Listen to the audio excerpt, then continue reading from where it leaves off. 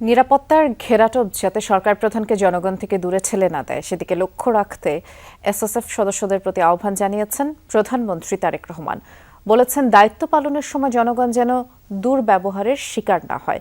দুপুরে এসএসএফ এর প্রতিষ্ঠা বার্ষিকীর অনুষ্ঠানে প্রধানমন্ত্রী বলেন, আর্থসামাজিক এবং ভূ রাজনৈতিক পরিস্থিতি ও তথ্য প্রযুক্তির অবাধ বিকাশ বহুমাত্রিক নিরাপত্তা চ্যালেঞ্জ তৈরি হয়েছে, যা মোকাবেলায় এসএসএফ সদস্যদের সার্বক্ষণিক প্রস্তুতি জরুরি। সিলন টি রপ্তানিতে শীর্ষে। 40 বছর আগে প্রতিষ্ঠিত হলেও 1991 সালের 27 সেপ্টেম্বর নাম পরিবর্তন করে নবরূপে যাত্রা শুরু করে স্পেশাল সিকিউরিটি ফোর্স এসএসএফ। রাষ্ট্রের গুরুত্বপূর্ণ ব্যক্তিদের নিরাপত্তা নিশ্চিত করাই বিশেষ এই বাহিনীর কাজ।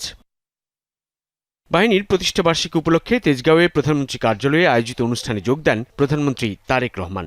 সাবেক প্রধানমন্ত্রী বেগম খালেদা জিয়ার শেষ দিনগুলোতে আন্তরিকতার সাথে দায়িত্ব পালন করায় এসএসএফ সদস্যদের প্রতি ধন্যবাদ জানান তিনি।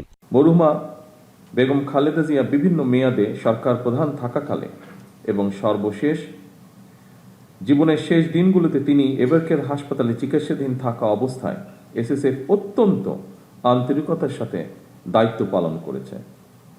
বেগম খালেদা জিয়ার মৃত্যুর পর শুধু বাংলাদেশ নয়, বিশ্বের ইতিহাসে অন্যতম বৃহত্তম নামাজে জানাজা আয়োজনের ক্ষেত্রেও প্রধান সমন্বয়ক হিসেবে এসএসএফ অত্যন্ত গুরুত্বপূর্ণ ভূমিকা পালন করেছে।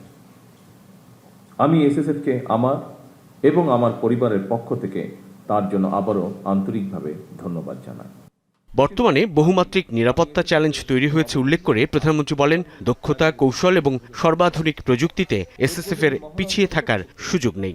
বর্তমানে আর্থসামাজিক রাজনৈতিক ব্যবস্থা, ভূ রাজনৈতিক পরিস্থিতি এবং তথ্য প্রযুক্তির অবাধ বিকাশের ফলে বহুমাত্রিক নিরাপত্তা চ্যালেঞ্জ তৈরি হয়েছে।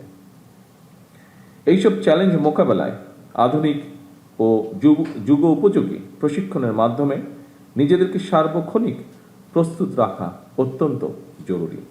একদিকে সরকার প্রধানের নিরাপত্তা ব্যবস্থা বজায় রাখা, অন্যদিকে নাগরিক জীবনের স্বাচ্ছন্দ্য নিশ্চিতে ভারসাম্য রক্ষা করে এসএসএফকে তাদের নিরাপত্তা কৌশল সাজানোর তাগিদ দেন প্রধানমন্ত্রী।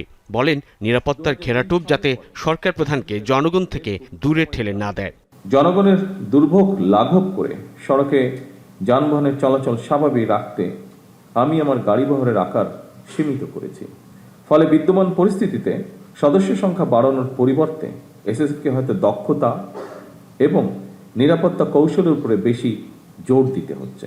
অবশ্যই আপনারা গুরুত্বপূর্ণ ব্যক্তিদের নিরাপত্তাকে সর্বোচ্চ প্রাধান্য দেবেন, তবে দায়িত্ব পালন করতে গিয়ে জনগণ যাতে কোনো রকম রূঢ় ব্যবহারের শিকার না হন সেদিকেও আপনাদেরকে বিশেষভাবে নজর রাখার জন্য আমি আহ্বান করব।